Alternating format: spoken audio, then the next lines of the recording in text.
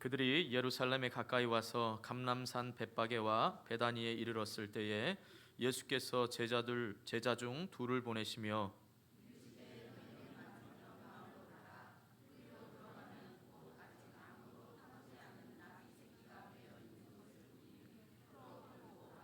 만일 누가 너희에게 왜 이렇게 하느냐 묻거든 주가 쓰시겠다 하라.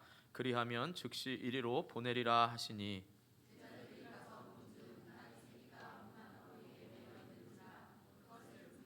거기 서 있는 사람 중 어떤 이들이 이르되 나귀 새끼를 풀어 무엇하려느냐 하매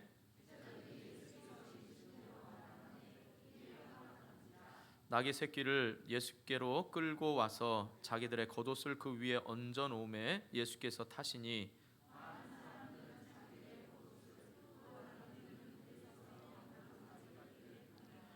앞에서 가고 뒤에서 따르는 자들이 소리 지르되 호산나 찬송하리로다 주의 이름으로 오시는 이여 찬송하리로다 오는 우리 조상 다윗의 나라여 가장 높은 곳에서 호산나 하더라.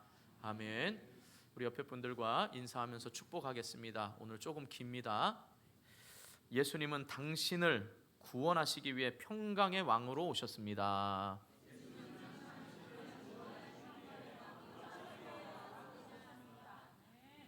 너무 길어서 아예 안 하시는 분 계시는데요. 축복입니다. 이때 제가 설명을 드리겠지만 중요합니다. 여러분 입술에 권세가 있고 옆 사람을 위해서 꼭 축복해 주시길 바랍니다. 한 번 더 축복하겠습니다. 다른 사람의 구원을 위해 눈물 흘리시기 바랍니다. 네. 여러분 우리는 늘 축복하는 교회입니다. 늘 예수 이름의 권세를 가지고 다른 사람을 축복하는 교회입니다. 여러분 말씀 가운데서 그 축복이 여러분에게 없이 될 수 있기를 주님의 이름으로 축복합니다. 우린 지난 시간에 이어서 왕을 맞이하는 자세를 살펴보고자 합니다. 지난주에 못 들으셨던 분이 계시다면 꼭 우리 교회 블로그를 통해서 지난주 설교를 들을 수 있기를 바랍니다. 부탁드리고 싶은 것은요, 인터넷으로 드리는 예배는 참다운 예배가 아닙니다. 만약에 인터넷으로 드려서 은혜 받고 또 말씀을 다시 들어서 은혜 받는다라고 말할 때 그 은혜가 기준이 되어서 내가 예배를 드렸다라고 생각한다면 좋은 신앙서적을 읽고 은혜 받으면 그것도 예배가 되는 겁니다. 예배는 하나님이 정하신 공예배, 지교회의 공예배 시간을 통해서 성도가 모여서 드리는 예배가 참다운 예배입니다. 그리고 우리의 삶에서 하나님을 높여 드릴 때에 그것이 삶의 예배가 됩니다. 제가 말씀을 다시 들으라 한 이유는 여러분이 그 말씀을 되새기고 생각나셔서 그 말씀대로 힘써 살아갈 수 있기를 주님의 이름으로 축복합니다. 지난주에 왕이 맞이하는 자세, 왕을 맞이하는 자세 첫 번째가 뭐였죠? 왕의 계획을 신뢰해야 된다라고 말씀드렸습니다. 보통 우리가 종료주일 때 성찬식과 또 세례식을 하기 때문에 아무래도 설교 시간이 짧아져서 종료주일 설교는 늘 짧을 수밖에 없는데 제가 지난주와 이번 주 두 번에 걸쳐서 말씀드린다라고 했던 걸 여러분 기억하시면서 왕의 계획을 신뢰한다라고 말할 때 예수님은 520년 전에 정확히 스가랴 선지자의 예언을 이루시기 위해서 정확한 타이밍에 예루살렘을 입성하게 되시고 또 예수님의 신적 능력이 아니라 정확하게 예수님께서는 나귀에 묶여 있는과 나귀가 어떤 상황에서 지금 예수님께로 오게 되는지를 정확하게 알고 계셨습니다. 나귀 새끼 한 마리를 위하여 하나님이 계획하시고 그 계획대로 이루어 가신다면 바로 저와 여러분을 향한 하나님의 계획도 반드시 이루어질 거니까 그 왕의 계획을 신뢰해야 된다라고 말씀을 드렸습니다. 그렇기 때문에 우리의 인생은 바로 예수님께 쓰일 때만 행복하고 가치가 있다라고 말씀을 드렸습니다. 그렇기 때문에 우리의 인생은 하나님이 기뻐하시고 예수님께 사용될 때에야만 우리의 삶이 형통한 삶이다라고 말씀을 나누었습니다. 기억하십니까? 아무쪼록 저와 여러분의 삶을 하나님이 오른손으로 붙들고 계시고 가장 선한 길로 인도하신다는 걸 믿을 수 있기를 주님의 이름으로 축복합니다. 자, 오늘은 두 번째 왕을 맞이하는 자세, 두 번째는 뭐냐라고 하면 바로 왕이 오신 목적을 알아야 된다라는 겁니다. 왕이 왜 오셨는지, 왜 우리 집에 거하시기를 원하는지, 왜 내 마음속에 주인으로 오시는지를 잘 깨달아야 되는 겁니다. 우리 9절 말씀을 함께 읽어보겠습니다. 9절 말씀 다 같이 읽습니다. 시작.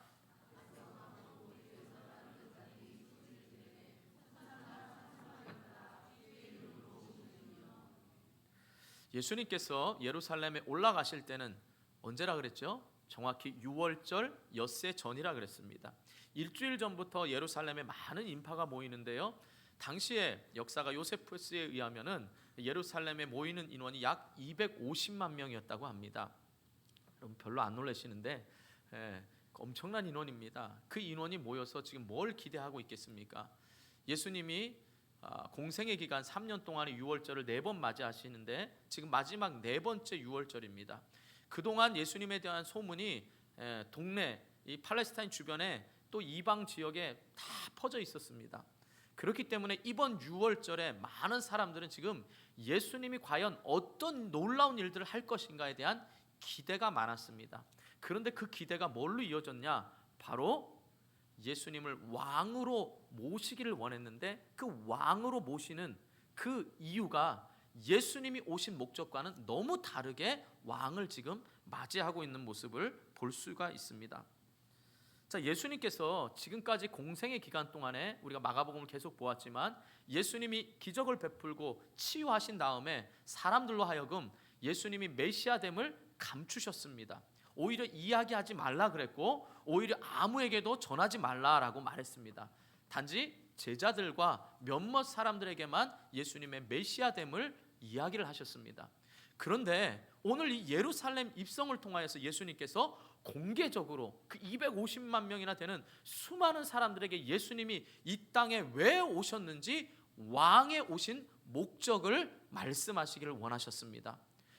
그 말씀이 눈으로 보여지는 시각적인 모습으로 나타내 보이시기를 원하셨습니다. 그게 바로 나귀를 타고 오신 것입니다. 여러분 앞서 우리가 지난주에 보았지만 스가랴 9장 9절에 예수님은 겸손하셔서 나귀를 타신다라고 말했습니다. 그런데 그때에 단순히 겸손하시기 때문에 나귀를 탄 게 아닙니다. 말하자면 큰 차를 타면 교만하고 작은 차를 타면 겸손하다 이런 논리로 접근해서 나귀를 타셨기 때문에 겸손하다 이렇게 말할 수 있는 게 아닙니다. 마찬가지로 역사가인 유대 역사의 아주 유명한 요세푸스가 이스라엘 백성들에게 있어서 나귀라는 개념, 나귀라는 짐승을 딱 들었을 때는 두 가지 상상을 하게 됩니다. 첫 번째 짐승에 대한 이미지는 뭐냐라고 하면요, 그것은 섬김과 봉사 그리고 짐을 지는 동물이라는 겁니다. 그러니까 나귀 그러면 주인을 위해서 섬기고 그 다음에 또 다른 사람을 위하여 봉사하고 그 다음에 짐을 싣는 동물로 이해했습니다. 자, 그런데 두 번째 보면 이제 로마의 지금 지배를 받고 있잖아요, 이스라엘 백성들이. 그리고 수많은 전쟁을 통하여서 전쟁을 치르면서 두 가지 이렇게 습관을, 그러니까 두 가지 행동을 하는데 뭐냐라고 하면 적군에서 이제 내가 너희 나라를 치겠다 이렇게 하면서 너희 나라가 전쟁을 피하려면 우리나라에 조공을 바치든지 이렇게 해라라고 먼저 선전포고를 하겠죠. 그러면 이 이스라엘 백성들이 좋다, 우린 너희와 싸우겠다, 난 그 얘기 못 듣겠다라고 말할 때, 전쟁을 하겠다라고 말할 때는 바로 큰 종말을 타고서 사신이 가서 우리는 너희의 이 조건을 못 받아들인다, 전쟁하자라고 말할 때 타고 갔던 건 종마입니다. 근데 두 번째 경우에는 그래 너희가 우리와 화친하기 원하니 우리도 너희와 화평하기를 원해 라고 너희들이 내건 조건을 받아들일 그 화평의 사신으로, 평화의 사신으로 갈 때 바로 이 나귀를 타셨습니다. 그러니까 지금 예수님께서 공생의 기간에 예수님의 메시아됨을 지금까지는 감추셨다가 이제 수많은 군중이 모인, 그리고 예수님을 왕으로 지금 호산나 호산나 부르고 있는 이 이스라엘 백성들을 향해서 나귀를 타고 입성하셨다라는 것은 바로 전쟁을 하기 위한, 로마를 멸망시키고 어떤 인위적이고 물리적인 전쟁을 위한 사신으로 가신 것이 아니라 하나님과 인간과의 죄 때문에 멀어진 하나님과 인간을 화목케 하시기 위한 평화의 왕으로서 나귀를 타시고 입성하셨다라는 사실입니다. 이 말씀을 뒷받침하는 게 이사야 9장 6절에 보면, 제가 읽어드리겠습니다. 이는 한 아기가 우리에게서 낳고 한 아들을 우리에게 주신 바 되었는데, 예수님을 말하죠. 그의 어깨에는 정사를 메었고 그의 이름은 기묘자라, 모사라, 전능하신 하나님이라, 영존하시는 아버지라, 평강의 왕이라 할 것이니라. 평강의 왕이라 라고 말씀합니다. 또한 누가복음 2장 14절에 보면 천사들이 찬송하는 이야기입니다. 지극히 높으신 곳에서는 하나님께 영광이요, 땅에서는 하나님이 기뻐하신 사람들 중에 뭐라고요? 여러분 아시죠? 평화로다라는 겁니다. 그래서 성탄절, 주님이 오신 것은 바로 하나님과 우리 죄악된 인간 사이를 화목케 하시기 위해서 오신 겁니다. 그러니까 지금 나귀를 타시고 가신 이건 뭐냐라고 하면, 바로 군림하는 왕으로서가 아니라, 전쟁을 치르기 위한 왕으로서 나귀를 타신 것이 아니라, 하나님과 인간 사이를 화목케 하시기 위한 평강의 왕으로 지금 입성하고 계시는 것입니다. 사랑하는 성도 여러분, 저와 여러분이 예수님을 모시려면 어떤 기대를 가지고 지금 예수님을 모시기를 원하십니까? 호산나라는 이 말은요, 히브리 호시안나라는 말을 헬라어로, 지금 신약시대 헬라어로 발음을 할 때 호산나입니다. 호시안나라는 이 히브리 말이 헬라어로 발음하게 되면 호산나라는 말입니다. 이 말의 뜻은 뭐냐면 지금 구원하소서, 아무쪼록 구원하소서, 이 뜻입니다. 그러니까 우리를 구원하소서, 지금 우리를 구원하소서, 아무쪼록 구원하소서라는 이 고백을 지금 하고 있는 겁니다. 여러분, 구원에 대해서도 여러 가지 구원이 있을 수가 있습니다.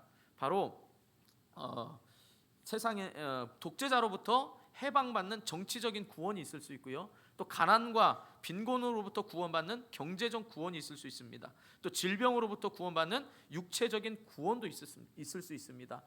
그런데 군중들은 이러한 정치적인 해방을 위한 지금 구원을 외치고 있다라는 겁니다. 실제로 이 말씀 호산나 호산나 우리를 구원하소서, 이 말은 시편 118편 25절에서 여호와여 구하옵나니 이제 구원하소서, 이런 의미입니다.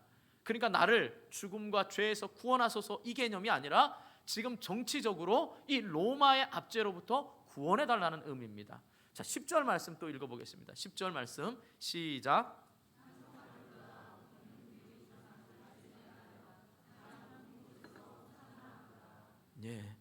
우리가 앞에 10장에서의 사건에 바디메오를 통하여서 디메오의 아들인 바디메오가 예수님을 어떻게 불렀죠? 다윗의 자손 예수여 나를 불쌍히 여기소서 그랬죠. 분명히 메시아는 다윗의 자손으로 옵니다. 유다 지파를 통해서 오기 때문에 예수님은 다윗의 자손으로 오는 것이 맞습니다.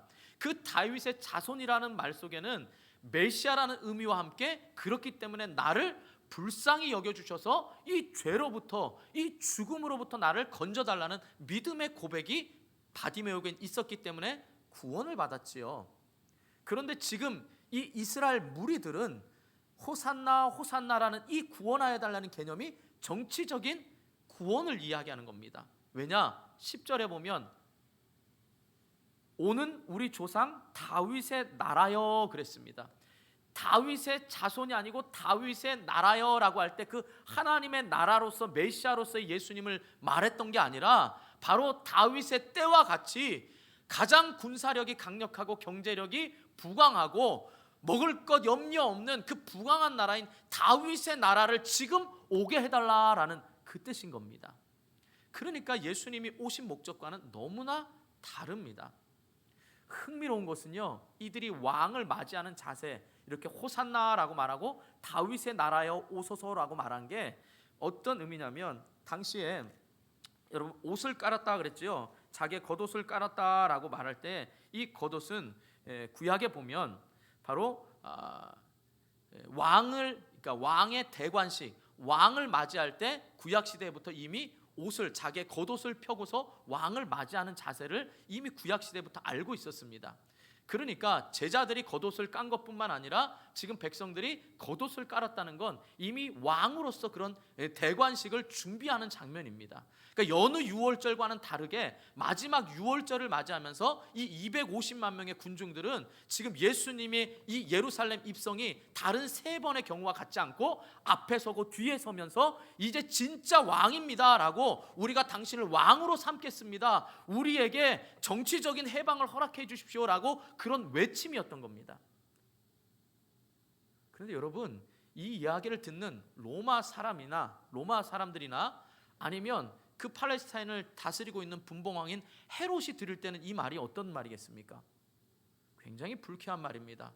마치 우리나라가 3일 만세 독립운동을, 일제강점기에 3일 만세 독립운동을 하는 것 같습니다. 대한민국 만세, 만세, 만세라고 하는 그 외침이 일본 사람들에게는 얼마나 그것이 기분 나쁘게 들렸겠습니까? 지금 이 말도 굉장히 위험한 말입니다. 우리를 구원하소서, 우리를 속히 구원하소서, 다윗의 때와 같이 우리나라를 부강하게 하소서라는 이 외침은 굉장히 위험한 말입니다. 그럼에도 불구하고 이렇게 백성들이 외칠 수 있었던 건 그만큼 예수님에 대한 정치적인 메시아로서의 기대가 있었다는 겁니다. 그런데 예수님은 어떻게 됐죠? 예루살렘 입성하고 대제사장 가야바의 집에 어떻게 했죠? 감옥에 갇히게 되었습니다. 아무런 이적과 능력도 행하지 않았습니다. 우리가 앞서 지지난주에 살펴보았듯이 마가복음의 제일 마지막 기적이 뭐라 그랬죠? 아까도 얘기했는데 디메오의 아들 누구요? 바디메오를 고치신 사건이 마가복음의 마지막 기적이라 그랬잖아요. 그러니까 이후에는 어떠한 이적도 행하지 않으셨다라는 겁니다. 그리고 초라한 모습으로 지금 갇혀 있으니까 이 이스라엘의 이 250만 명의 군중들은 어떻게 했죠? 우리가 기다리는 메시아가 아닌가벼 이러고서 어떻게 했죠? 나중에 바라바를 놓아줄까 예수를 놓아줄까 할 때 어떻게 했죠? 그들은 다 폭도가 되어서 뭐라고 했죠? 바라바를 놓아달라 그랬습니다. 지금 자신들이 저지른 죄가 있잖아요. 로마 사람들이 그때는 밉보였잖아요. 그렇죠? 분봉왕 헤롯이 들을 때는 굉장히 기분 나쁜 일이잖아요. 그러니까 이제는 다 마음이 합쳐서 우리가 실수했습니다, 우리가 잘못했습니다, 메시아인 예수가 아니라 바라바를 놔주십시오라고 이렇게 고백했던 겁니다. 사랑하는 성도 여러분, 여러분들이 예수님을 왕으로 맞으시는 그 마음가짐에, 여러분이 예수를 믿고 싶은 그 마음의 중심에는 무엇 때문에 여러분은 왕으로 예수님을 맞이하고 싶으신가요? 혹시 여러분들에게 있는 지금 다급한 문제를 해결시키기 위해서 지푸라기라도 잡는 심정으로 여러분들이 여기서 예수님의 능력을 혹시 구하기를 원하십니까? 그게 치유됐으면, 그 문제가 해결되면 여러분이 예수님을 잘 섬기겠습니까? 왜 우리말에 있죠? 화장실 들어갈 때하고 나올 때가 다르다고. 저는 신앙생활하면서 많이 봤습니다. 정말 예수님 믿으면 잘 된다고 해서 잘 됩니다, 하나님이 은혜를 베푸셔서. 그런데 자신들의 문제가 해결되면 예수님을 왕으로 섬기지 않습니다. 언제나 필요할 때만 왕으로 오십시오, 왕으로 오십시오, 내 문제를 해결해 주십시오, 이렇게 말합니다. 안타까운 것은 예수님을 오랫동안 섬기고 신앙생활을 오래 했다고 하는 분들 중에도 여전히 예수님을 이런 자기가 필요할 때만 모셔드리는 왕으로 섬기고 있는 것을 볼 수가 있습니다. 그러나 예수님은 분명한 나귀를 타고 오시면서 우리에게 분명한 메시지를 전하십니다. 바로 평강의 왕으로 오셨다라는 사실입니다. 여러분, 왜 평강의 왕이겠습니까? 세상 사람들이 주는 평강이 아니고요, 세상 사람들이 주는 구원이 아니라 영원히 죽을 수밖에 없고 영원히 지옥 갈 우리를 향한 영원한 구원, 완전한 구원, 그 구원이 바로 예수님으로부터 왔다라는 사실을 분명히 믿을 수 있기를 축복합니다. 결국 저와 여러분의 어떤 육체적인 문제, 경제적인 문제, 정치적인 문제는 결국 우리가 해결돼야 될 구원은 뭐냐? 하나님과 우리 사이가 멀어졌기 때문에 찾아오는, 이 죄 때문에 찾아오는 고통과 아픔의 문제라는 겁니다. 그 아픔의 문제를 해결하신 분이 바로 우리 예수님이십니다. 그렇기 때문에 저와 여러분은 예배 드릴 때마다 하나님과 우리 사이가 죄 때문에 멀어진 관계, 내가 예수님의 말씀대로 살아가지 못한 그 관계 속에서 여전히 부끄러운 모습으로 여기 앉아 있지만, 그럼에도 불구하고 우리의 예배를 받으시고 우리를 가장 좋은 길로 인도하시는 하나님이 왜 우리를 붙들고 계시냐? 바로 예수 그리스도 때문이다라는 사실입니다. 그렇기 때문에 우리의 마음 가운데 예수님으로 인한 평강과 평화가 있는 겁니다. 그래서 환경에 영향을 받지 않고 예수님 때문에 우리 마음속엔 즐거이 찬송할 수가 있는 것입니다. 사랑하는 성도 여러분, 이 평강의 왕을 저와 여러분이 맞이했다면 이제는 우리를 정치적인 부분에서, 경제적인 부분에서, 가정에서 구원해달라는 호산나의 외침이 아니라 내가 죄로부터 구원받은 이 사실, 죄 때문에 여전히 고통받고 힘들어하는 지금 내 모습, 여전히 내가 하나님을 바라본다고 하면서도 세상을 바라보고 있는 이 연약한 이 나로부터 지금 주님 속히 구원하소서, 지금 구원하소서라는 이 호산나의 진정한 찬양이 있기를 주님의 이름으로 축복합니다. 그래서 여러분, 제가 예배를 드릴 때마다 잔소리처럼 하고 반복적으로 하는 거지만 여러분, 중요한 의미를 가지고 여러분이 이 평강의 왕의 그 주님의 이름으로 축복하셔야 됩니다. 뭐냐라고 하면요, 제가 예배를 드릴 때마다 할렐루야 합니다. 제가 할렐루야라고 말할 때는 하나님을 찬양합시다 이 의미잖아요. 그러면서 제가 꼭 말하지요. 우리의 삶을 여기까지 인도하시고 오른손으로 붙드시는 하나님을 찬양합니다 라고 먼저 제가 성부 하나님을 찬양합니다. 왕을 맞이하는 자세 첫 번째가 왕의 계획을 신뢰해야 된다고 그랬습니다. 저와 여러분이 이 자리에 예배 드릴 수 있고 가장 좋은 길로 인도하시는 그 하나님을 찬양하면서 우리는 예배 드리는 겁니다. 두 번째로 성도의 교제인 교회 소식을 전할 때 제가 샬롬이라고 이야기를 합니다. 평안이라는 말이죠. 평화라는 말입니다. 예수님이 십자가에 잡히시기 전에 마지막 다락방에서 제자들에게 평안하라 그랬죠. 내가 주는 평안은 세상이 주는 것과 같지 않다라고 말하면서 평안을 이야기했고, 예수님이 십자가에 못 박혀 죽으시자 제자들은 자기도 죽을까봐 벌벌 떨고 있을 때 예수님이 부활하셔서 제자들에게 나타나셔서 제일 먼저 한 말도 평안입니다. 제가 여러분에게 평안이라고 하면서 뭐라 그럽니까? 주님이 주시는 평안이 여러분 가정과 자녀와 직장 가운데 넘치기를 축복합니다 라고 말했을 때 여러분이 가지고 온 많은 문제들, 그게 바로 주님이 주시는 평안함으로 외적인 환경에 얽매이지 마시고 여러분 10년 가운데 오늘도 말씀을 들음으로 그 말씀으로 마음의 평강을 얻으시기를 축복하는 의미인 겁니다. 그러니까 여러분은 할렐루야 하면 어떻게 하면 됩니까? 아멘 받으시면 됩니다. 샬롬 그러면 어떻게 하면 되죠? 아멘 하시면 되는 겁니다. 왜 저러지? 이렇게 쳐다보지 마시고 아멘 하시면 됩니다. 자, 마지막 또 이제 예배가 끝나고 가면 제가 인사할 때마다 승리합시다 승리합시다 이야기합니다. 승리한다는 말은 이미 우리는 승리자적으로 살고 있습니다. 예수님이 승리하셨기 때문에 십자가의 죽으심으로 우리의 죄 문제를 완전히 해결하시고, 또 십자가의 죽으심만으로 끝났다면 그것은 죄만을 해결한 겁니다. 우리는 죄만 해결돼서 끝나는 게 아닙니다. 죄 때문에 모든 고통이 찾아왔습니다. 죄 때문에 하나님과의 관계가 끊어졌지요. 이 끊어진 관계를 화목시키기 위해서 평강의 왕으로 오신 분이 예수님이십니다. 그런데 죄 문제만 해결되면 안 됩니다. 십자가의 죽음의 의미는 죽음으로만 끝나는 게 아니라 이 죄 때문에 인간에게 가장 큰 고통이 찾아왔는데 그 가장 큰 고통이 바로 죽음이라는 겁니다.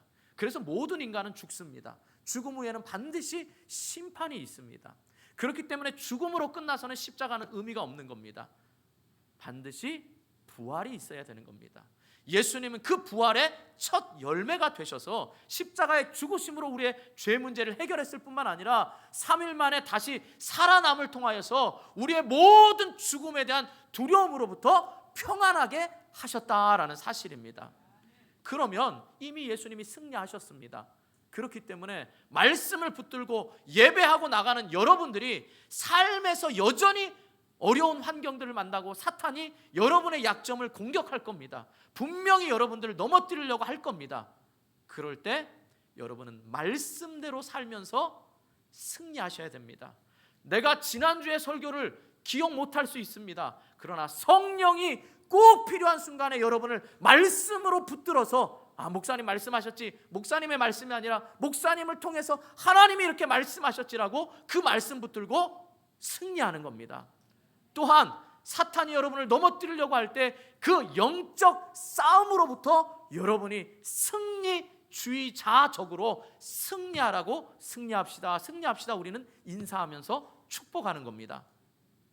이해하셨습니까? 여러분, 새로 오신 분들이 자꾸 인사 안 하면 인사하세요 하세요 이렇게 말하지 말고 여러분이 진심의 마음으로 오늘도 하나님을 예배하면서 우리의 삶을 가장 완전하고 가장 계획적으로 인도하시는 그 왕의 계획을 신뢰하면서 오늘 이 자리에 온 것도 당신의 뜻이 아니라 하나님의 계획 가운데 하나님이 들려줄 말씀을 위해서 하나님이 여러분을 부르셨으니 그 하나님을 찬양합시다 라고 여러분이 먼저 할렐루야로 선포하는 겁니다. 그래서 우리 교회는 예전의 형식에 있는 대로 회개의 기도라든지 그 다음에 사죄의 선포가 따로 있는 것이 아니라 바로 할렐루야, 샬롬, 승리합시다를 통해서 성부 하나님, 성자 예수님, 성령 하나님을 찬송하고 있는 것입니다. 사랑하는 성도 여러분, 이 평강의 예수 그리스도가 여러분 마음 가운데서 꼭 왕을 모실 때에는 나와 하나님과의 관계를 회복시키신 이 평강의 예수님으로 맞이할 수 있기를 주님의 이름으로 축복합니다. 그래서 여러분 마음대로 뜻대로 안 됐다고 해서 예수님 멀리하지 마시고, 여러분이 하나님으로부터 멀어진 것은 다 여러분과 하나님 사이가 평강의 왕이신 예수님으로 인하여서 여러분이 평강의 왕으로 예수님을 영접하지 않았기 때문에 여러분 가운데 평강이 없는 거고, 여러분 가운데 힘들고 어려운 것 때문에 좌절하고 낙심하는 겁니다. 그러니까 늘 이 예배 시간에 통하여서 여러분 평강의 왕이신 예수님을 영접할 수 있기를 주님의 이름으로 축복합니다. 다음으로 우리가 마지막 세 번째로 이 왕을 맞이하는 자세는 뭐냐라고 하면 바로 왕의 눈물을 이해할 수 있어야 된다라는 것입니다. 오늘 마가복음 11장은요 호산나 찬송 속에서 예수님께서 입성하십니다. 그러나 이 사건 전에, 입성 전에 마가복음엔 안 나와 있지만 자, 누가복음 19장 41절에 보면 한 사건이 일어납니다. 화면을 한번 보시기 바랍니다. 누가복음 19장 41절입니다. 같이 읽습니다. 시작. 입성하시기 전에 예수님이 예루살렘 성을 보고 우셨다 그랬습니다. 왜 우셨을까요? 자, 42절에 그 이유가 나와 있습니다. 우리 42절 한번 읽어보겠습니다. 또 시작.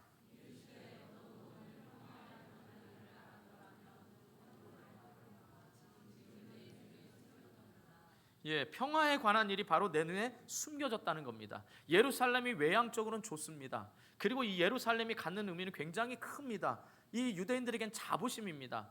구약 시대에는 성막을 통하여서 성막에 하나님의 임재가 있었습니다. 그래서 성막이 곧 하나님이셨습니다. 그리고 그 성막이 신약 시대에는 바로 성전이죠. 아니요, 구약 시대에도 그 성막 다음에 솔로몬에 의해서 성전이 지어졌죠. 그런데 그 성전이 언제 파괴됐습니까? 바벨론에 의해서 바로 성전이 회파됐고, 바벨론 후에 어떻게 되죠? 또 누가 지었죠? 그래서 무슨 성전이라고 하잖아요. 첫 번째 성전은 솔로몬이 지어서 솔로몬의 성전이라고 그러고, 그 성전이 파괴되어서 포로 후에는 누구 성전이라고 그러죠? 스자로 시작됩니다. 포로 후 1차 지도자 모릅니까? 세 차례에 걸쳐서 포로 후 귀환을 하는데 첫 번째 지도자가 누구죠? 룹 바벨. 그래서 스룹바벨 성전이라 그럽니다. 그리고 이 스룹바벨 성전도 어떻게 됐죠? 또 회파되고 무너졌습니다. 그리고 더 큰 성전을 짓기 위해서 지금 예수님 당시에 여전히 46년 동안 성전을 완성이 아니라 거의 완성 단계에 지어가고 있는 겁니다. 그래서 솔로몬이 지었던 그때 성전보다 더 큰 성전을 지어서 정치적으로 유대인들에게 관심을 가지려고 지금 성전을 짓고 있습니다. 이 성전을 향해서 헤롯 성전이라 그러는 겁니다. 그래서 지금 이 성전은 헤롯 성전인 거예요. 그러니까 예루살렘 전체의 도시가 거룩해서 하나님의 임재가 있는 곳입니다. 겉으로 보기에는 하나님을 잘 섬기는 것 같지만 저들이 죄로 인하여서 수많은 선지자들이 예수님이 오신다 했는데 오히려 그 선지자를 핍박하고 예수님을 구주로 영접하지 않는 이 답답한 심령의 이 예루살렘 성전, 하나님의 임재가 있다라고 말하면서 하나님의 뜻대로 하지 않고 오히려 성전을 더럽히고 있는 이 이스라엘 백성들을 향하여서 지금 예수님은 오셨는데 그 오심도 눈이 가리워져서 보지 못하니까 이 예루살렘 성전을 향해서 지금 울고 계셨다라는 사실입니다. 그뿐만이 아닙니다. 또 우리 43절과 44절 한번 읽어보겠습니다. 시작.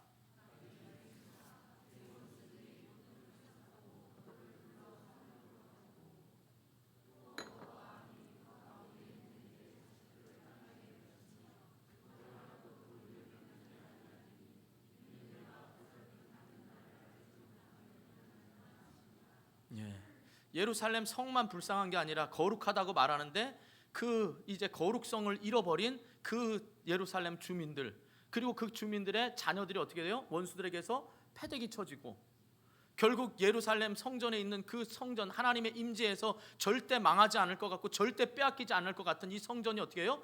돌 위에 돌 하나도 남지 않을 만큼 이렇게 된다라고 예수님이 말씀하십니다. 그리고 이 예언은 실제적으로 AD 70년, 예수님 탄생 후에 70년, 십자가에 못 박히신 후에 33년에 못 박히셨으니까 어때요? 37년 만에, 그렇죠? 70년이니까 37년 만에 정확히 로마의 디도 장군에 의해서 다 부서집니다. 사랑하는 성도 여러분, 오늘 왕을 맞이하는 자세, 우리 마지막엔 뭐가 필요하냐? 바로 이 예루살렘 성전을 향해서 주님이 눈물을 흘렸었던 그 눈물의 의미를 알고 오늘 우리가 눈물을 흘려야 될 때라는 사실입니다. 여전히 예배당 안에 있으면서 내가 예배당 안에만 들어오면 구원받는 것 같고, 또 내가 예수를 믿으면 주 예수를 믿으라 그리하면 너와 내 집이 구원을 얻으리라 했기 때문에 사도행전 16장 31절의 말씀처럼 내가 어느 순간부터인가 가족을 위하여 눈물을 흘렸던 그 애통하는 마음이 없어지고, 한국교회가 이대로 잘 지내고 있으니까 앞으로도 잘 될 거라는 이 거짓 선지자들이 당시에 예언을 했던 그 거짓 선지자처럼 오늘 우리가 평안하다 평안하다라고 말하는 이 평안함 속에서 주님은 눈물을 흘리면서 교회가 교회의 역할을 감당하지 못하고 예배가 예배되지 못해서 여러분이 드려지는 찬양이 습관이 되어지고 할렐루야 샬롬 승리합시다라는 의미도 모르고서 여러분들이 화답하지 못하고 있는 이 안타까운 심령에 지금 우리가 눈물을 흘려야 될 때라는 사실입니다. 먼저는 목회자인 저에게 눈물이 있어야 되고요, 또 먼저 중직자에게 눈물이 있어야 되고요, 여러분이 먼저 믿은 저희가 아직 평강의 왕으로 살아가지 못하고 있는, 평강의 왕으로 예수님을 영접하지 못하고 있는 사람들을 향하여서 지금 이 눈물을 흘릴 때인 겁니다. 나라와 민족을 위하여 눈물을 흘릴 때이고, 한국 교회를 위하여 눈물을 흘려야 될 때이고, 우리의 자녀들이 믿음을 잃어버린 자녀들을 위하여 눈물을 흘려야 될 때가 바로 이때다라는 사실입니다. 사랑하는 성도 여러분, 예수님이 약속하셨습니다. 시편 126편 5절에 보면 눈물을 흘리며 씨를 뿌리는 자는 기쁨으로 거둔다라고 말씀하셨습니다. 왕을 모시는, 왕의 계획을 신뢰하고 있는 저와 여러분, 이 약속의 말씀을 믿고 붙들어서 비록 520년 후에 스가랴의 예언이 정확하게 이루어졌지만 오늘 저와 여러분이 1년, 2년, 5년, 10년 아니 20년, 30년 동안 눈물을 흘렸을지라도 다시 한번 우리가 이 말씀을 통하여 애통하는 마음이 저와 여러분에게 있기를 축복합니다. 그래서 여러분, 우리 교회에서 신앙생활 하실 때 어떠한 부귀영화가 아니라 예수님의 제자로서 여러분이 살아가고 있음을 늘 점검할 수 있기를 축복합니다. 내가 과연 제대로 평강의 왕을 모시고 있는지, 아니면 나는 여전히 정치적인 메시아로 호산나 호산나 내 소원을 들어주십시오, 지금 내가 이렇게 다급합니다, 속히 구원하소서, 속히 나를 건져주소서, 이런 마음으로 여러분이 예배를 드리고 있는지, 하나님 여전히 내가 하나님 관계에서 멀어져서 이 해결할 수 없는 이 죄 문제 때문에 내 마음이 평안을 빼앗겼고 여전히 내가 세상을 바라보고 살아가는 이 삶 속에서 정말 내 심령에 그 십자가의 충만한 사랑으로 다시금 나를 구원하소서, 나를 구원하소서, 나를 구원하소서, 이 평강이 내 가정, 내 자녀, 내 직장을 구원하소서 하는 이 애통함으로 이어질 수 있기를 주님의 이름으로 축복합니다. 이럴 때 우리 교회에 소망이 있고 여러분 가정에 소망이 있고 이 나라 이 민족에 소망이 있음을 믿습니다. 다시 한번 이 말씀을 여러분 기억하면서 금요일 예배에 나와서, 금요 예배 때는 찬송이 시작하면서 20분을 하고 또 말씀 후에 또한 우리가 10분 이상씩 합니다. 찬송을 30분 동안 합니다. 말씀을 30분 동안 듣고 기도는 약 1시간 동안 하게 됩니다. 여러분 금요 예배에서 울으셔야 됩니다. 새벽 예배를 통하여서 여러분이 울으셔야 기쁨으로 단을 거둘 줄 믿습니다.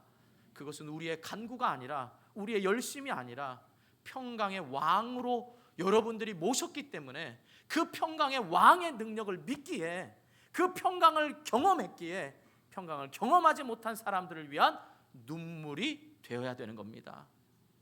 바로 이런 우리 교회에 주님의 마음으로 눈물 흘리는 그런 믿음의 사람들이 많아질 수 있기를 주님의 이름으로 축복합니다. 우리 한번 이렇게 고백했으면 좋겠습니다. 그 마음을 가지고 이제 우리 한번 외쳐보겠습니다. 호산나라고 하면 여러분들도 호산나 하시고요. 3번을 외쳐보겠습니다. 3번 만세 삼창처럼 3번 해보겠습니다. 제가 호산나 그러면 여러분들이 다 호산나라고 외치시고요. 그 다음에는 남자분들이 호산나 그러면 여자분들이 외치시고요. 그 다음에는 여자분들이 호산나 그러면 남자분들이 외치시고. 어렵습니까? 쉽지요. 제가 먼저 하면 화답하고, 남자분이 화답하면 여러분이 화답하고, 여자분이 화답하면 남자분이 화답하고. 쉽죠? 여러분 정말 그 마음으로, 지금 말씀 듣는 그 마음으로 여러분 그냥 어떤 우리의 어떤 이 보여지는 이벤트가 아니고요, 여러분 마음에 이 평강의 왕, 내가 눈물을 흘렸지 못했던 이 마음에 지금 구원하소서, 속히 구원하소서, 이 마음으로 호산나라고 외칠 수 있기를 바랍니다. 호산나! 호산나! 네, 여전히 안 하는 분들 계시지만 그분들 마음도 주님이 열어주실 줄 믿습니다. 기도하겠습니다. 우리 말씀 생각하면서 기도하겠습니다. 여러분, 이 땅에 많은 분들이 예수님을 왕으로 모시려고 합니다. 근데 그 왕은 이스라엘 백성들이 처음 왕을 세울 때는요, 우리도 다른 나라와 같이 우리를 보호하고 우리를 지켜주고 우리를 먹여줄 왕으로 생각했습니다. 그래서 예수님이 생명의 떡으로 이 땅에 오셨을 때, 오병이어의 기적을 베푸셨을 때 이스라엘 백성들은 우리에게 떡을 먹여줄, 양식을 끊이지 않고 먹여줄 그 메시아로 예수님을 왕으로 삼으려고 했습니다. 그때 예수님은 한적한 곳으로 또 배 타고 피하셔서 기도하셨습니다.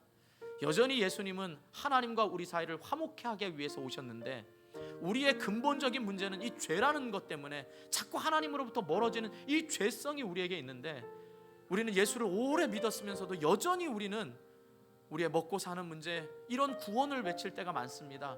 그러나 이건 2차적인 겁니다. 그걸 제가 부정하는 건 아닙니다. 그러나 여러분, 우리에게 있어서 진짜 예수님이 오신 목적은 호산나 호산나 해야 될 우리의 목적은 우리를 죄로부터 구원하시고 하나님과 우리 사이를 화목케 하신 그 마음을 갖게 해달라고. 그래서 언제나 내가 영적으로 평안을 누리지 못하고 세상 가운데서 빼앗겨버린 것, 눈으로 보여지는 것 때문에 빼앗겨버린 그 평안을 빼앗기지 않기 위해 해달라고 여러분 기도하시고, 내가 말씀으로 승리하면서 살게 해달라고 기도하시고, 그 다음에 내가 먼저 평안함을 누렸는데 내 가정, 내 자녀들, 내 직장에서 평안을 누리지 못하는 사람들을 위해 애통하는 마음을 갖게 해달라고. 그 마음으로 이젠 기도의 자리, 내가 축복의 통로, 평화의 메신저가 되게 해달라고 우리 말씀 생각하면서 주님 한번 부르고 간절히 기도하도록 하겠습니다.